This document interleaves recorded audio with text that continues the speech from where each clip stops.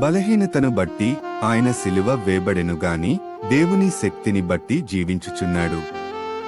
మేమును ఆయన యందుండి బలహీనులమై ఉన్నాము గాని మీ ఎడల దేవుని శక్తిని బట్టి ఆయనతో కూడా జీవము గలవారము. కొరింథీయులకు వ్రాసిన 2వ పత్రిక 13వ అధ్యాయము 4వ వచనము.